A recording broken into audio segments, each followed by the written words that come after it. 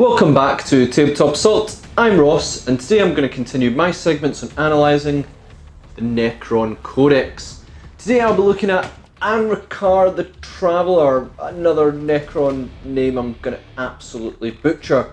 A bit of a different character in terms of the other ones we have looked at, just in terms of lore and also in terms of rules. How this works is I'm going to do a small bit of explanation on the rules, on the lore of Anrakyr the Traveller, sort of what makes him different from Necron characters. Then we're going to have a look at his stats in the book, war gear and special rules that are applicable in the game.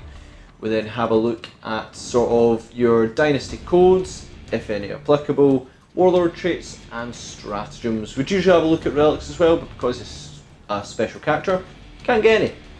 So with that, let's have a look at Anrakyr. Yeah, I mean, I'm probably butchering it so badly. The Traveller. When Anrakyr awoke, he awoke with such clarity and purpose and none of the damage or focus. I've murdered this. I'm going to start again.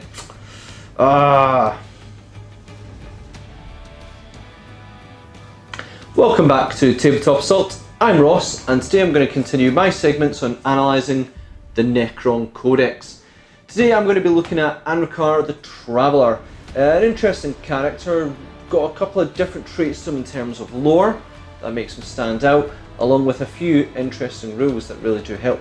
How this works is I'm going to look at the lore of the character themselves, and then I'm going to have a look at the stats, war gear and special abilities as you find them in the Codex. Then I'm going to have a look at dynasty codes, if applicable, any relics where applicable, warlord traits and stratagems that may be useful.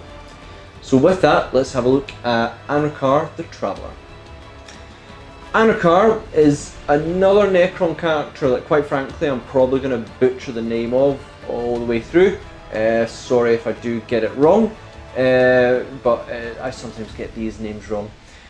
When he awoke woke with such clarity and purpose, and none of the usual damage or fogginess that may have came with the Necrons'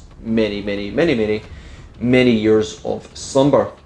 What he did next was kind of unexpected, but chose to abdicate his rule and chose instead to try and unify the dynasties. Pretty noble cause, to be honest, to try and rise above all the political problems and infighting that may come with Necrons, and move around the universe, awakening other dynasties and try and further the Necron existence. This leads him to, I guess, one of the major problems for races in the 40k universe, and that is, of course, other races in the 40k universe. Well, unfortunately, Talmay want to sort of work together. Necrons view them all as sort of lesser races, and so to encounter them on a possible unawakened tomb world is kind of a problem. Though his forces are meagre, he tries to avoid outright war. But imagine to awaken a tomb world would result in hostilities. I mean, no one's going to really take that kindly. Either way, he will help the awakened tomb world and help destroy the invaders or vermin or whatever they consider them. Get rid of them. It's tomb world time. This followed by, however, after helping this tomb world sort of awaken, he, basically will demand a tithe of warriors and weapons, to help him continue his crusade of awakening Necron forces, which he'll, take by force if has to. Well, this does seem like a noble cause, and many Necrons look to him as a principled leader, giving up leadership to work for the betterment of the Necron race. Others view him as a pain in the, in the Necron forces, come to worlds possibly helping and then demanding payment to further his own causes.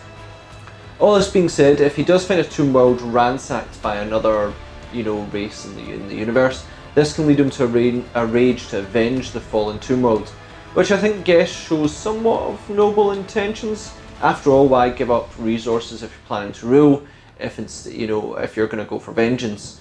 Though maybe the smart thing to do would be to try and waste them on, waste the resource on vengeance. I guess this kind of proves that he's got noble intentions, or he's just prone to, rage. Either way, maybe he's, truly noble and he's trying to further the Necron race, or maybe he's not. So that's a wee bit about Anrakyr. Very unusual for a Necron to abdicate to sort of give up their rule, but nonetheless it clearly has happened. Let's speak a wee bit about now obviously the rules. This is where we obviously want to talk about the tactics. So Anrakyr is movement 5, which is again slow, what you'd expect for Necron, but is painfully slow. Weapon skill, bliss skill 2+, so hitting extremely reliably. Strength 6, which puts him at a far higher strength, puts him a strength much above other Necrons, and that one extra strength does make a heck of a difference. I'll go into that in a wee bit later. Toughness 5, standard toughness for Necron Lord, which is kind of good. 6 wounds, which I think is a little bit higher. Yeah, 6 wounds, which will keep him in the game that wee bit longer. 3 attacks, which is standard for Necrons, but still quite low. You'd really love that to be 4.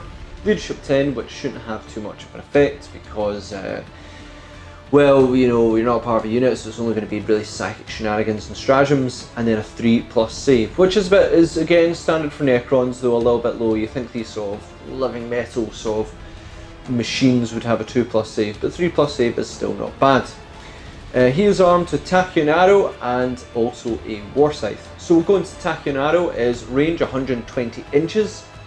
So it's hitting things on, the board on the other side of the friggin' room, it's hitting anything it kind of wants to. That's some range on that weapon.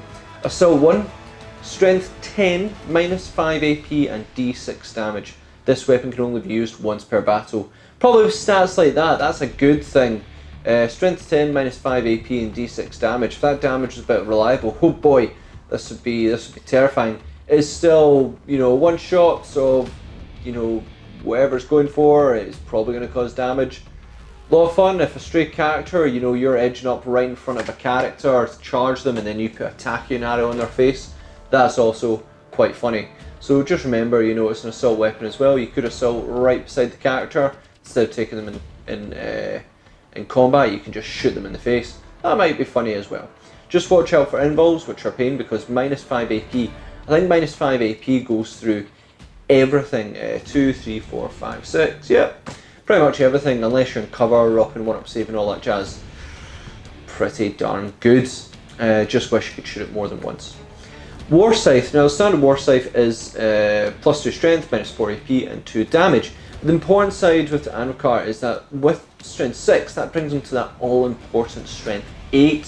That means you're going to be wounding toughness 4 stuff, which there's prevalent amounts on 2s, which is excellent.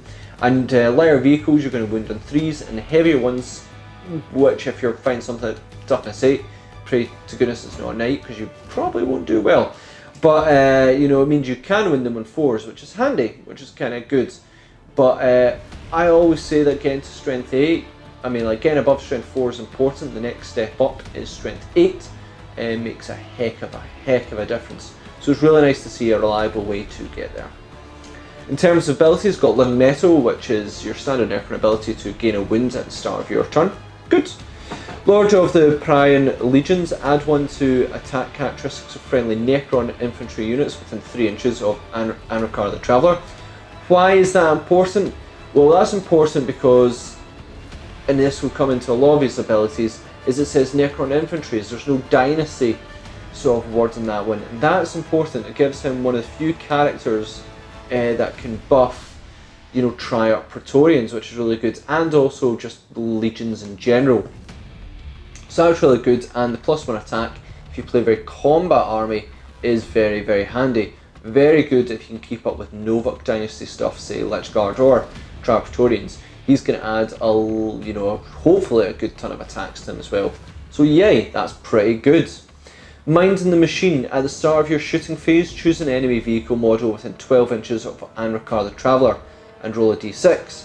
On a 4+, choose one of the vehicle's weapons. You may shoot with that weapon at another enemy's unit. The weapon fires using the vehicle's ballistic skill. So, very interesting, you've got the Tachyon Arrow, which you can use, and then if you're close to an enemy vehicle, you can go up, nabbed it, going to fire that. Now, well, that does give you slight incentive to then choose a knight. Say if you've got one that has the Avenger Gatling Cannon 4+, put that into your opponent, they're going to be annoyed. Very, very interesting in that one.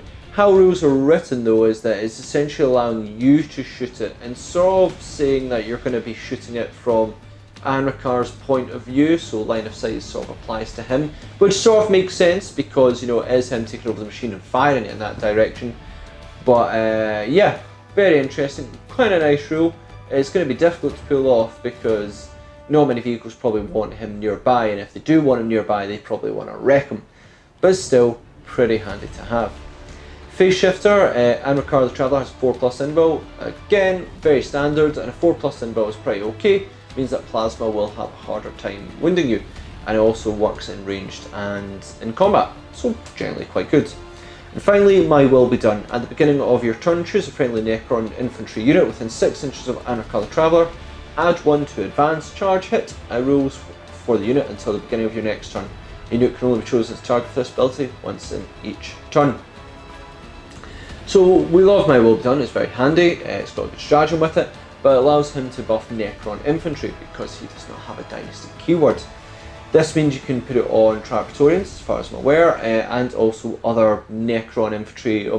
Just you've got the choice of dynasties if you do have multiple dynasties. Cool, pretty darn good, not bad. So that's how his stats in there. Let's speak about sort of the extra stuff that might help him. We always begin with Legion traits, and we're going to begin that by saying none. Because he is a free agent, he has given up his state of ruling and instead looks to bring the dynasties together. As such, he does not benefit from any dynasty codes, but does not prevent your detachment from benefiting from them. So that's good, and because of that, it means his buffs work on more units than other ones would be applicable to. For instance, Overlord can't buff Praetorians because they don't have dynasty keyword. He can, which could be quite useful. So yeah, quite nice on that one. Warlord trait, because Anrakyr is a character, a special character, but without a dynasty, he gets one of the non-dynasty traits, which is kind of good. This is Implacable Conqueror. You can reroll failed charge rolls for friendly Necron units while they're within 6 inches of your Warlords. This is pretty good if you play combat Necrons like me. You badly need to ensure you can make it into combat as much as you can. Due to FAQ, you can place Dynasty with Necron when it comes in. I think it says in there Dynasty Necrons, you just replace Dynasty with Necron. Meaning all dynasties benefit from this, which is really, really good. And also your Triarch Praetorians. Personally, I find other traits which are more suitable, you know, than this one. It depends on your playstyle. Even with me playing a Novak Dynasty Necron player, there is other ones I still prefer.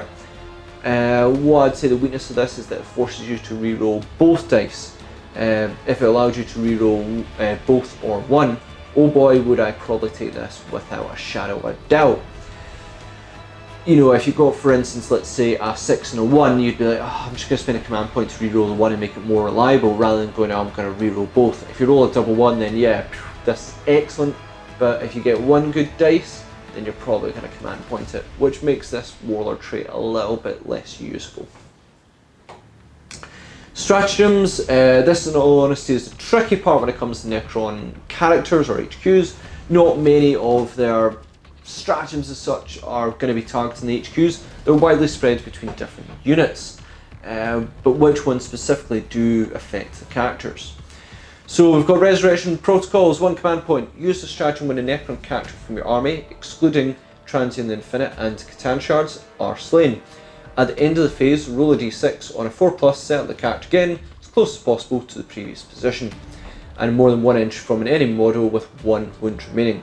This stratagem cannot be used to resurrect the same model more than once per battle.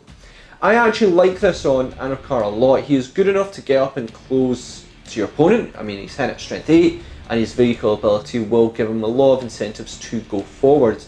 So coming back is quite helpful. However, as I've mentioned this before, this will not stop your opponent from scoring Slay the Warlord.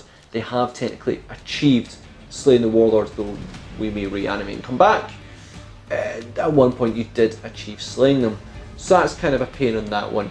I think GW actually did show that in a battle report where someone went, yeah, no, you are actually achieving it at the moment of when you achieved it.